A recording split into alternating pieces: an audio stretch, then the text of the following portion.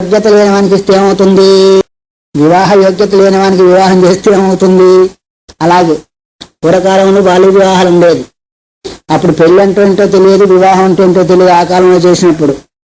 మరి ఇప్పుడు అలాంటి యోగ్యతను చూసుకొని ఎవరికి వారే ఒక సహకారిని ఎన్నుకుంటూ, అందువల్ల అక్కడ యోగ్యత ఏంటిది, యుక్త వయస్సు, వివాహం యొక్క స్థితిగతులు ఏంటి, దానివల్ల ప్రయోజనం ఏంటి తెలిసిన వ్యక్తి దానికి. అందువల్ల ప్రతిక్రియకు కూడా ఒక యోగ్యత అనేది అవసరమే ఉంది. అది ఉంటేనే ఆ క్రియ సక్రమంగా జరుగుతుంది, లేకపోతే క్రియ జరిగే అవకాశం లేదు. ఒకవేళ జరిగినా అనుకున్నట్టుగా సంపూర్ణంగా జరగదు. అలాగే ఇక్కడ మోక్ష మార్గానికి అధికారి ఎవరు అంటే సాధన చతుష్ట సంపన్న అధికారి అని మనకు అక్కడక్కడ కనిపిస్తూ ఉంటుంది. వేదాంతసారం ఇలాంటి గ్రంథాల్లో అధీత వేద వేదాంగత్వేన వేద వేదాంగం అధ్యయనం చేసి వగైరా వగైరైన తర్వాత సాధన చతుష్ట సంపత్తి కలిగిన వాడు మోక్ష మార్గంలో అధికారి అన్నారు. వ్యాపారం చేయాలంటే ఎవరు అధికారి, డబ్బు కలిగిన వాళ్ళు కదా. సంపత్తి అంటే అర్థమేమి, డబ్బు. డబ్బు లేకపోతే వ్యాపారము జరగదు.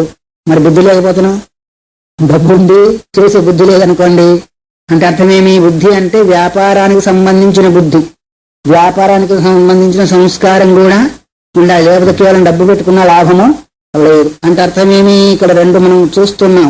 ఇప్పుడు ఉట్టి మాటలు కాదు, ఒకటి సంపత్తి ఉండాలా, ఒకటి తత్క్రియకు సంబంధించిన సంస్కారయుక్తమైన బుద్ధి కూడా కావాలి అన్నారు. రెండున్నాయి ఇప్పుడు. అట్లాగే ప్రతిక్రియలో కూడా తత్సంబంధమైన సంపత్తి తత్సంబంధమైన సంస్కారం ఉన్నప్పుడే ఆ క్రియ సక్రమంగా జరుగుతుంది, లేకపోతే జరిగే అవకాశము లేదు. అయితే మోక్ష మార్గంలో సంపత్తి ఏంటిది, సాధన చతుష్టయ సంపత్తి.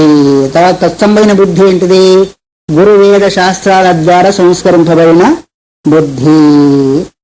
ఈ రెండు, బుద్ధి సంస్కరింపబడిన బుద్ధి, తర్వాత సంపత్తి.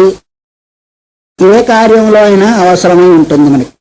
అందువల్ల ఇక్కడ మోక్ష మార్గం ఏదైతే చెప్పావో అది, ఈ మోక్ష మార్గంలో వెళ్ళేదానికి అధికారి ఎవరో చెప్పవలసింది నాకు ఇక్కడ మహా గొప్ప సందేహం కలుగుతుంది అన్నారు. కొంతమంది ఏమో అక్కడక్కడ చెప్తా ఉంటారే, ఏంటిది స్త్రీలకు అధికారం లేదు, శూద్రులకు అధికారం లేదు, వగైరా వగైరా వాగినప్పుడే కదా మలయాళ స్వామి వారు నానా తంటాలు పడి అందరి చేత గీత పెట్టించి మన గీతను బాగు చేశారు. ఆ కాలంలో ఎంతమంది తిట్టారో, ఎన్ని రకాలుగా తిట్టారో పాపాయన్ని. కానీ మనం మాత్రం ఇప్పుడు హాయిగా ఇన్ని మాసాలుగా ఒక్కసారి ఏదన్నా ఎన్ని చాతుమాసాలు గడిచిపోయినాయి. ఇక్కడ ఈ విజయవాడలోనే మలయాళ స్వామివారు అయితే, విమలాంగ స్వామివారు అయితే, విద్యాం స్వామివారు అయితే, పరిపూర్ణ స్వామివారు అయితే, ఎవరైతేనేమి. కానీ ఆ యొక్క ప్రభావం అప్పుడు చాలా ఉండేది. స్త్రీ శూద్రాదులకంతా కూడా అధికారము లేదు అనే విషయం. కాబట్టి ఈ విధంగా కొన్ని గడుపుతున్నాయి.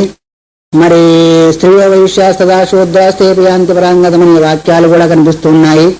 మరి ఉపనిషత్తు వాక్యాల్లో కూడా అధికారం అనేది వేరువేరుగా చెప్పబడింది.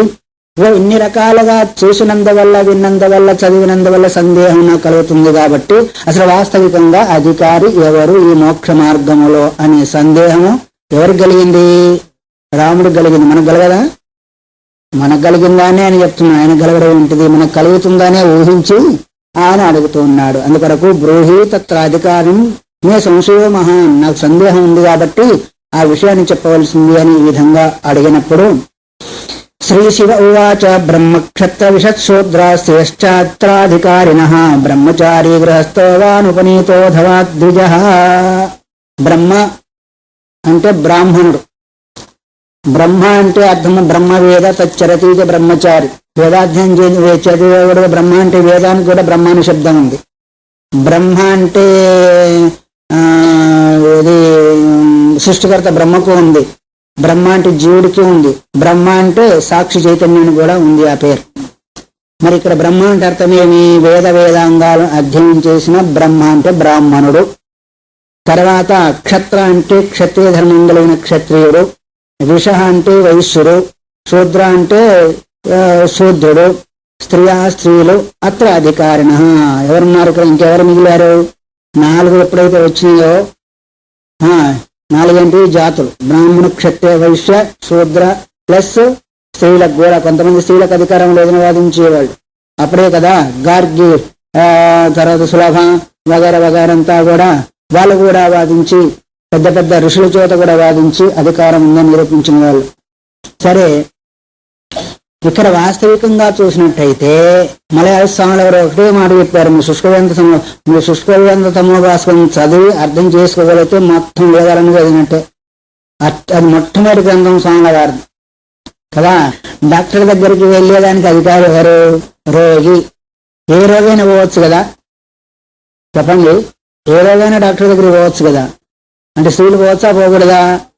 పిల్లలు, పెద్దవాళ్ళు, బ్రాహ్మణ క్షత్రియ వైశ్యులు, రోగం ఎవరికి ఉన్న వాళ్ళందరూ కూడా, వీళ్ళు వాళ్ళనేది ఆఖరి పశువులు కూడా పోవచ్చు. పశువుల దేశాలు ఉందా లేదా? కాబట్టి రోగం ఉన్న వాళ్ళు డాక్టర్ దగ్గరికి వెళ్ళే అధికారం ఎలాగుందో, మరి భవరోగం అందరికి ఉందా లేదా? భవరోగం అంటే చావు పుట్టుక అనేదే భవరోగము. ఆ రోగం ఏ రోగం ఉన్నా లేకపోయినా ఈ రోగం మాత్రము ప్రతి వారికి ఉంది. సన్యాసులకు కూడా ఉంది. వాళ్ళకి తప్పింది అనుకోకండి, గుడ్డలు కట్టినంత మాత్రం చేతనే వాళ్ళకు కూడా ఎప్పుడు లేదంటే స్వరూప జ్ఞానం కలిగినప్పుడు మాత్రమే అది పోతుంది. బీజనాశం వల్ల. ఏం బీజము? అజ్ఞానం అనే బీజం నశించినందువల్ల ఈ మోక్ష మార్గంలో అధికారులే. తర్వాత ఇంకా మరి కేవలం సన్యాసులే అధికారుల వగైరా వగైరా కేవలం సందేహం వస్తుంది. వీళ్ళందరూ ఉన్నారు. సరే, వీళ్ళందరిలో కూడా మరి ఇప్పుడు కొంతమంది ఉన్నారు. ఎట్లా ఉన్నారు? సన్యాసం అయినప్పటికీ దండం పట్టుకుంటుంది. నిజమైన సన్యాసం అంటే దండం లేకపోతే సన్యాసులు కాదని వాదించే వాళ్ళు కూడా కొంతమంది ఉన్నారనుకోండి. అయితే పరమహంస సన్యాసము, మరి దండి సన్యాసము రకరకాలుగా ఉంది కదా. మరి ఇలాంటి భావాలు కూడా ఇప్పటికీ ఇంకా వ్యాపించిపోతూనే ఉన్నాయి. కానీ బ్రహ్మచారినా కావచ్చు, గృహస్థైనా కావచ్చు. ఎందుకంటే బ్రాహ్మణ క్షత్రియ వైశ్య శూద్రులలో వైరాగ్యం చేత సన్యాసం తీసుకున్న వాళ్ళ మాత్రమే అధికారమా? వీళ్ళ నలుగురికి అధికారం ఉంది. సరే, దీని సన్యాసులకు అధికారమా, మిగతా వాళ్ళకి అధికారం లేదన్న భావన వస్తుంది. ఏమని? బ్రహ్మచారికి అధికారం ఉంది, గృహస్థగా ఉంది. కాగా అనుపవీతో యజ్ఞోపేత సంస్కారం లేకపోయినప్పటికీ ఉంది. అథవా ద్విజ. ద్విజ అంటే అర్థమేమి? యజ్ఞోపేత సంస్కారం కలిగిన వాడు. ద్వాభ్యాం జాయతే ద్విజ. 2 సార్లు పుడతారు కాబట్టి ద్విజుడు అన్నాడు. 2 సార్లు పుడతారా? మనుషులు ఒకసారి పుడతారా? 2 సార్లు పుడతారండి. పుట్టేది కూడా లేకపోతే ఎట్లాగా? తల్లి గర్భం నుంచి పుట్టేది ఒకసారి, యజ్ఞోపేత సంస్కారం చేతి జన్మించేది ఒకసారి. ఇంకా చెప్పాలంటే గురువుపదేశించేత పుట్టేది. మా అమ్మనాన్న శంకరానంద పరమాత్మ స్వామి, రామానంద స్వామి పేరు పెట్టారా? మరి ఆ పేరు వేరు.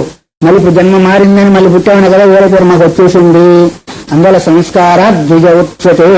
ద్విజుడు అంటే అర్థమేమి? సంస్కారం చేత ద్విజుడు అన్నాడు. జన్మనా జాయతే శూద్ర, కర్మనా జాయతే ద్విజ అన్నారు. వేదపాఠేన విప్ర, బ్రహ్మజ్ఞానంతో బ్రాహ్మణ అన్నారు. జన్మ చేత అందరూ శూద్రులే. ఎందుకంటే ఇప్పుడు నేను చెప్పక్కర్లేదు, ఈ ముందు శ్లోకంలో వస్తుంది, శివుడే చెప్తాడు. అందువల్ల జన్మ చేత అందరూ శూద్రులే, కర్మ చేత ద్విజుడు అన్నారు. అందుకొరకే ద్విజ అంటే అర్థమేమి? 2 సార్ల జన్మించేవాడు. ఉపనయనం అంటే అర్థం ఏంటిది? నయనం అంటే ఏంటిది? కన్ను. నయనం అంటే ఏంటిది? బాగా పదంలోని అక్షరాన్ని గుర్తుపట్టారు. నయనం అంటే సర్వేంద్రియానం అని మీకు తెలుసు, అయినా ఇప్పుడు చెప్పడం లేదు. సర్వేంద్రియానం నయనం అంటే ఏంటిది? కన్ను. తర్వాత ఉపనయనం అంటే అర్థం ఏంటిది? కన్ను యొక్క ఉప అంటే సమీపము, లేదా ఉపముఖ్యమంత్రి అన్నట్టుగా ఆ కన్ను వలనే పనిచేసేది అని అర్థం కదా.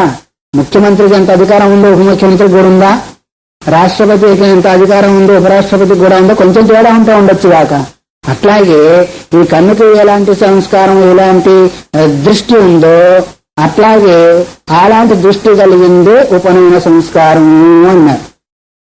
అందువల్లనే అన్నారు కదా, ఈ సంస్కారం గొప్పది గాని చర్మమాత్రమైన ఈ కన్ను గొప్పది కాదు. అందరైనప్పటికీ సంస్కారం ఉన్నట్టయితే అలాంటి వాడే గొప్పవాడు అన్నారు.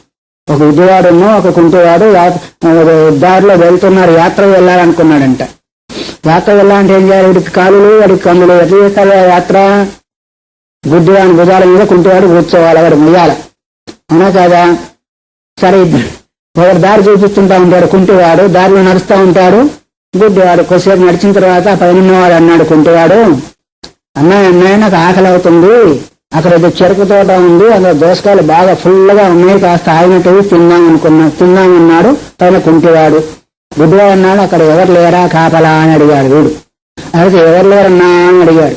కానీ కంచెమైనా వేసి ఉంటారు కదా, మరి ఎట్లా పోతామో లోపలికి అంటే కంచె కూడా వేయలేదన్నాడు కుంటివాడు. కంచె లేదు, కాపలా లేదు కాబట్టి అవన్నీ చేతి దోసకాయలు పొమ్మన్నాడు వీడు. కంచె లేదు, కాపలా లేదు, మంచి దోసకాయలు అయితే ఏడో ఒకటి ఉంటాడు కదా, కంచెన్న వేయాలా, కాపలైనా ఉండాలా. కంచె లేదు, కాపలా లేదు కాబట్టి అవేం దోసకాయలు, చేతి దోసకాయలు పొమ్మన్నాడు. ఎలా తెలుసుకోగలిగాడు? కుంటివాడు తెలుసుకోలేకపోయాడు. గుడ్డివాడు తెలుసుకున్నాడంటే అదొక ప్రక్రియ. ఇప్పుడు ఎవరు గుడ్డివాడు? పైన రెండు కన్నులు ఉన్న కుంటివాడు గుడ్డివాడా, రెండు కన్నులు లేని గుడ్డివాడు గుడ్డివాడా? అందువరకే దాన్ని ఉపనేత్రం అని ఎందుకన్నారు అంటే కంటి దగ్గర ఉంది కదా, ఇది ఉన్నందువల్లనే మనకు అక్షరాలు కానీ మనిషి కానీ చక్కగా కనిపిస్తుంది. ఉపనేత్రం అంటారు దీని అన్నారా? ఉపనేత్రం అంటే నేత్రానికి సమీపంగా ఉండేది, లేదు నేత్రం మాదిరిగానే చూపించేది అని. ఇది ఈ కన్ను మనకి ఏం చేస్తుంది? చూస్తుందా, చూపిస్తుందా? వస్తువుని చూపిస్తూ ఉంది. అట్లా ఇది కూడా మనకేం చేస్తుంది? వస్తువును చూపిస్తూ ఉంది. అందుకని దాన్ని ఉపనేత్రం అన్నారు. అట్లాగే దీన్ని ఉపనయనం అంటే కన్ను ఎట్లా అయితే ఒక వస్తువును మనకు దర్శింపజేస్తుందో ఆ యజ్ఞోపేత సంస్కారం కూడా ఏం చేస్తుంది అంటే మనకు ఆ తత్వాన్ని తెలియజేసే అవకాశానికి యోగ్యత ఇస్తుంది. అప్పుడే ఏమవుతుందంటే ఉపనయన సంస్కారం అయిన వారికి మాత్రమే వేదాధ్యయనం చేసే అవకాశం ఉంది అని చెప్పేదానికి కారణం. మరి వేదాధ్యయనం చేసినందులో ఏమైంది? వస్తువు యొక్క స్వరూప జ్ఞానం తెలిసింది పరోక్షంగా. అందువరకే సర్వసంశోచ్ఛేది పరోక్షార్థస్య దర్శకం సర్వస్య లోచనం శాస్త్రం యస్య నాస్తి అంధ ఏవ సహా అన్నారు. అందుకే సమస్త సంశయాలు ఇప్పుడు మీరు విన్నందువల్ల మీరు చదివిన దానికి మేము చెప్పిన దానికి తేడా ఉందా లేదా? చదివితే కొంత తెలుస్తుంది, చెప్పితే మీకున్న సంస్కారంతో కూడా పోతాయో లేదా?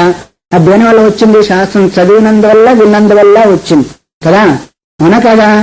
అందువల్ల సంశయం వచ్చేది పరోక్షార్థస్య దర్శనం. పరోక్షం అంటే కంటికి ముందు లేకుండా ఎక్కడో ఉన్న వస్తువును దర్శింపజేస్తుంది. కాబట్టి శాస్త్రం సర్వస్య లోచనం, అందరికీ ఒక కన్ను లాంటిది శాస్త్రం అన్నారు.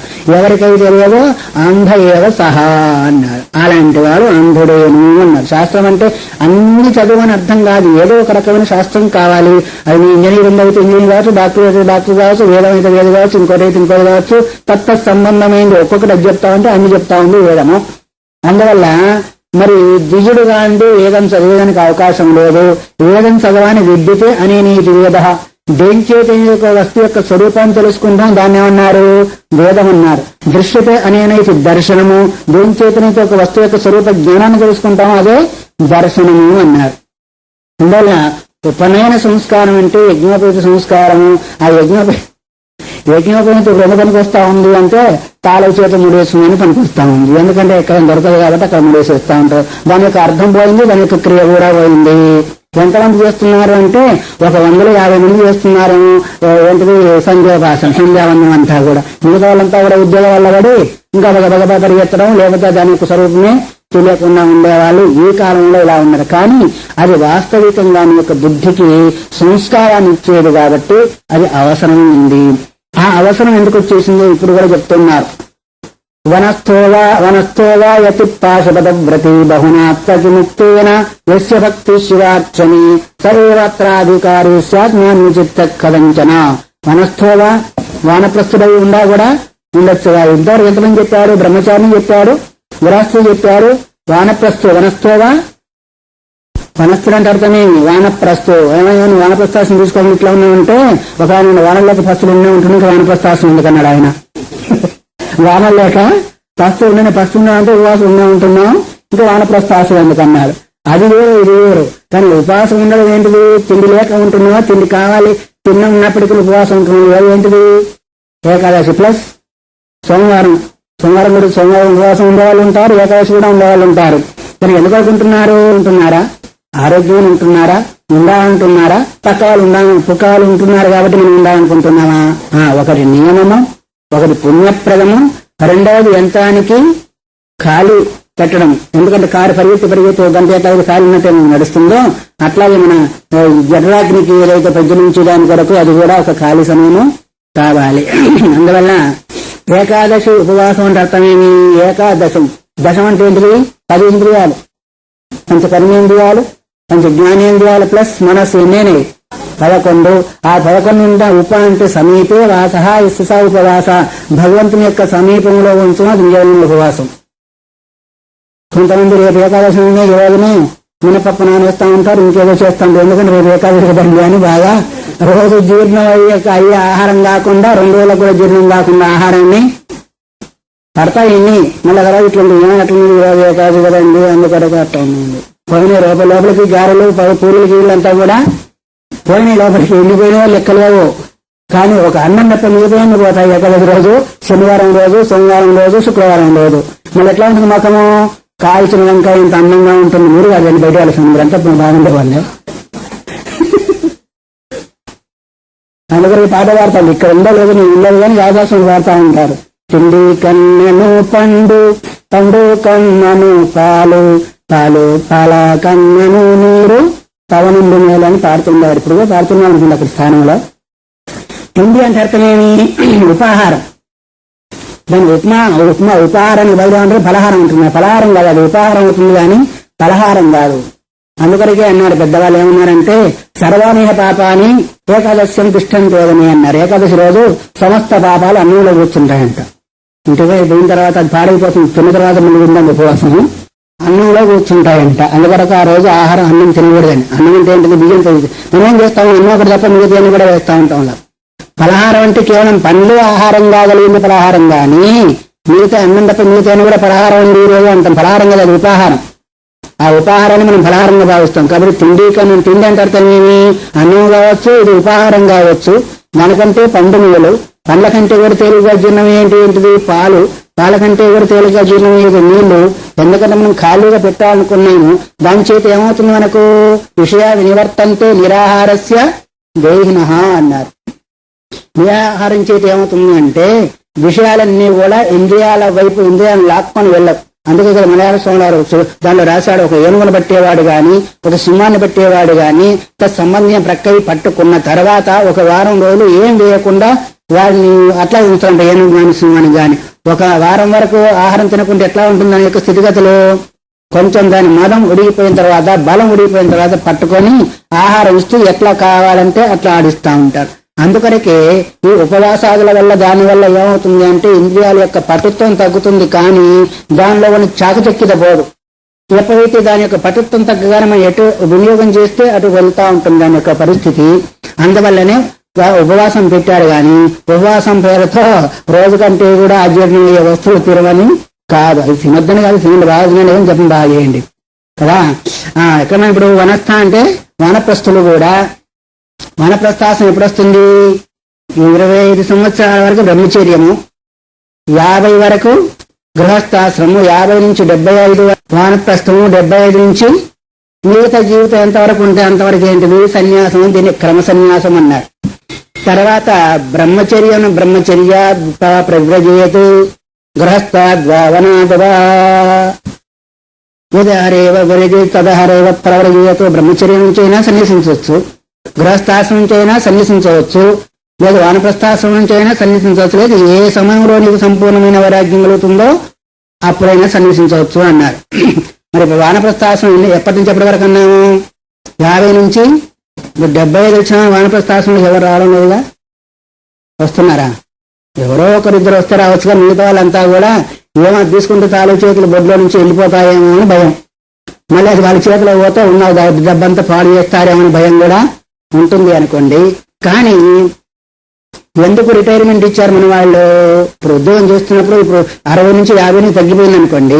ఇప్పుడు 50 రిటైర్ అయిన తర్వాత అక్కడ రిటైర్ అయిన తర్వాత ఇక్కడ కూడా రిటైర్ కావాలా వద్దా? ఆఫీసులోనే రిటైర్మెంట్, ఈ ఆఫీసులో కూడా రిటైర్మెంట్ కావాలా? రిటైర్మెంట్ ఎందుకు ఇచ్చా? ఇంతకాలం నువ్వు సేవ చేశావు కాబట్టి విశ్రాంతి తీసుకోమని ఉద్దేశం చేత ఇవ్వచ్చు. కానీ 58, 60 దాటిన తర్వాత కొంచెం మస్తిష్కంలో తేడా వస్తుంది కాబట్టి ఆ కార్యక్రమాన్ని సక్రమంగా నిర్వహించలేకపోవచ్చుని ఉద్దేశం చేత కూడా ఇస్తున్నారు. అయితే ఇప్పుడు రిటైర్మెంట్ కాదు, రిటైర్మెంట్. ఎందుకని అంతకంటే ఎక్కువ ఏదో ఉద్యోగాలు ఇంకోటి పెట్టి అంతకంటే ఎక్కువ అలసట పొందే వాళ్ళు కూడా ఉన్నారు. కానీ పూర్వకాలంలో అట్లా కాదు.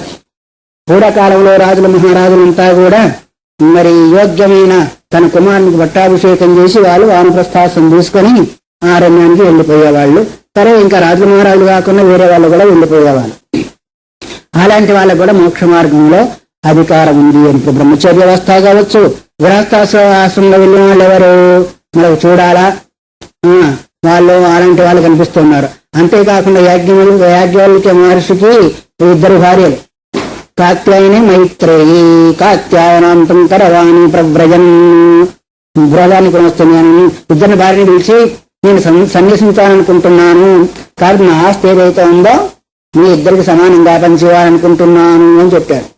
కాత్యాయని అంటుంది సరే. మైత్రేయి అంటుంది, స్వామి మీరు దేని కొరకైతే ఏ ఆస్తి కొరకైతే వెళుతున్నారో మీరిచ్చే ఆస్తి ద్వారా నాకు అది లభిస్తుందా అని. ఆశానాస్తి, దాన్ని లభించడం కాదు, దాన్ని ఆశగా పెట్టుకోవద్దు, ఈ ప్రక్రియకు ధనించేది లభిస్తుందనేది అని చెప్తుంది. కానీ కాత్యాయని అంటే మీ ఇద్దరు వెళ్ళిపోతే ఉన్నదంతా నాకు ఇచ్చుకున్నట్టుంది ఆవిడ, ఉన్నదంతా కూడా ఇచ్చుకుంది. మరి ఇద్దరు భార్యలైనా ఒకటికే, ఒక ఆమెమో భర్తను అనుసరించింది, ఒక ఆమెమో ప్రకృతిని అనుసరించింది కదా.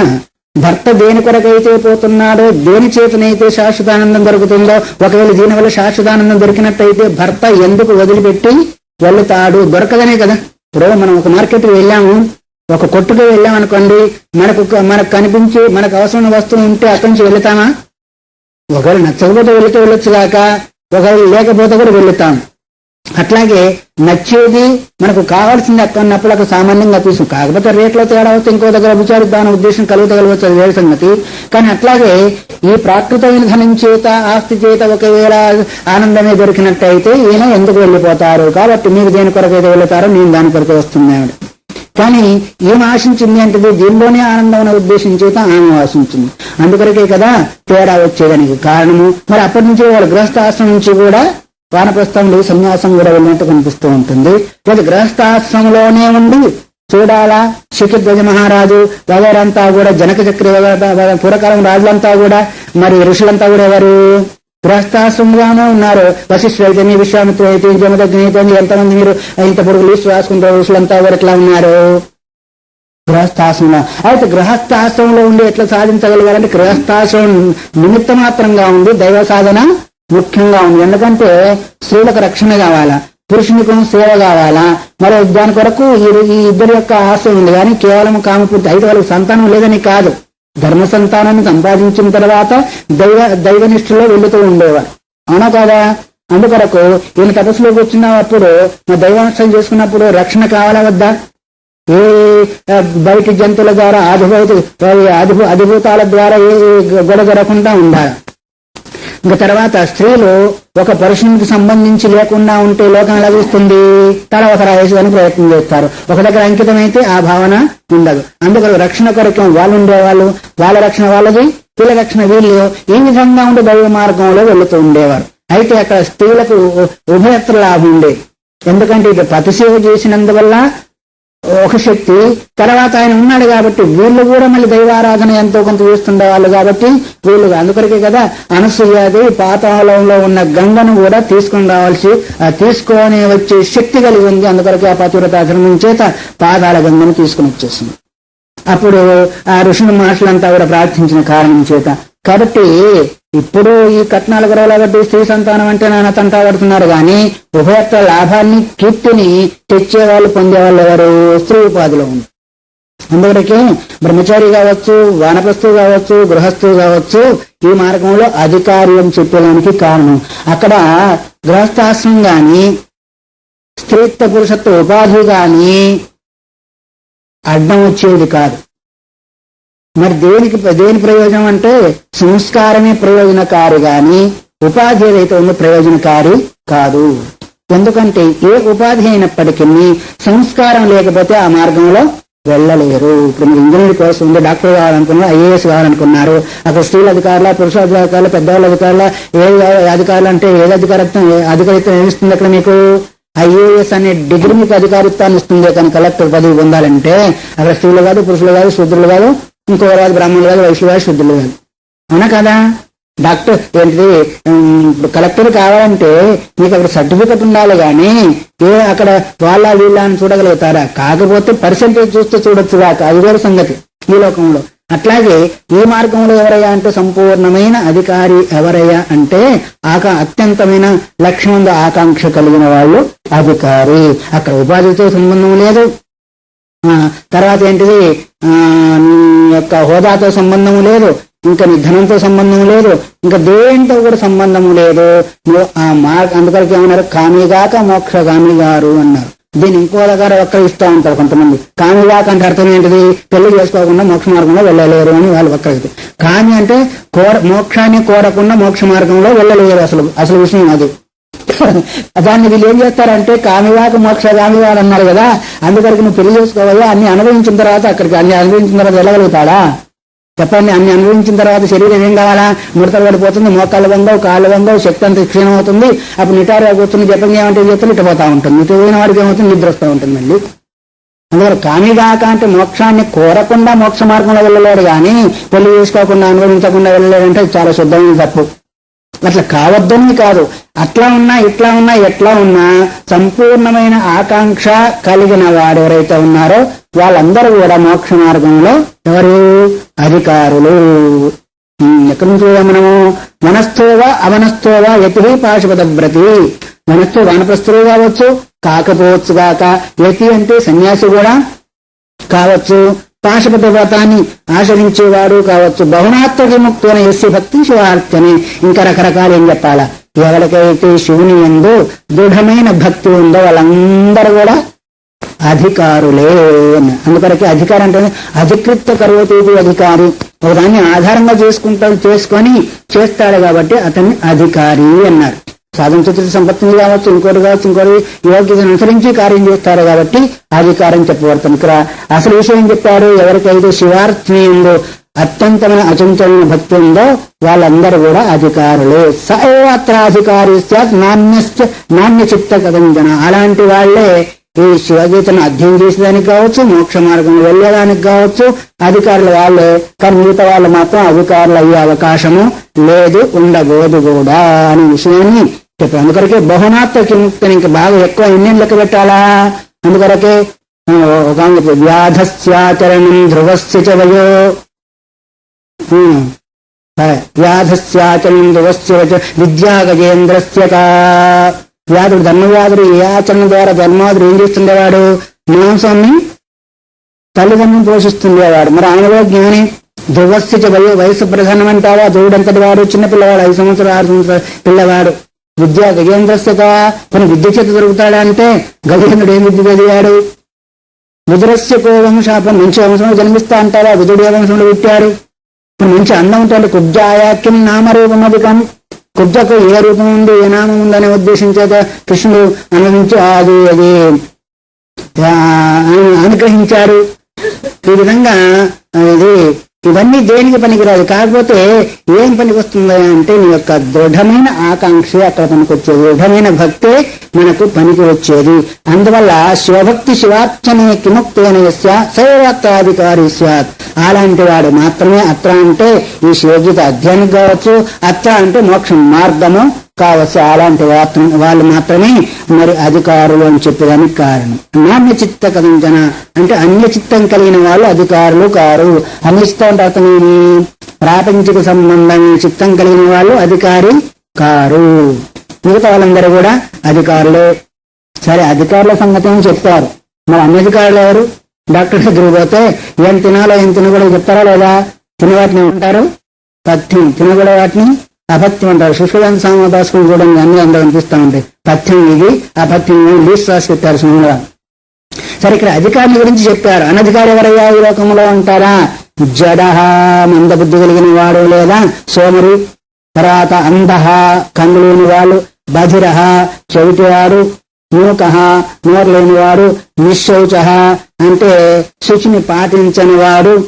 కర్మవర్జిత అంటే శాస్త్ర విహితమైన కర్మను వదిలిపెట్టి ఇచ్చేవాళ్ళు. ఎందుకంటే స్వామివారికి ఇష్టం, బాగా తింటారేమో పాపం అని. ఆయనకు ఆ పెరుక్కి ఆమెడు దూరం. పాలు తాగేవారు, టీ తాగేవారు, కానీ పెరుగంటే ఆ వాసన పడిచ్చేవాళ్ళు. మామూలుగా చీవాట్లు పెట్టేవారు, తిట్టేవారు. ఎందుకు అది కనుక్కొని పాపం అధికారి అయితే నీళ్లు తాగడంలో కొన్ని దాహం లేకుండా తాగాల్సి వస్తుంది అనుకోండి అప్పుడప్పుడు, ఎందుకంటే డాక్టర్ చెప్తున్నారు కాబట్టి. సరే, వేరే సంగతి. అట్లాగే ప్రతి ఒక్క క్రియకు అధికారిత్వం అంటే యోగ్యత అనేది ఉంటుంది.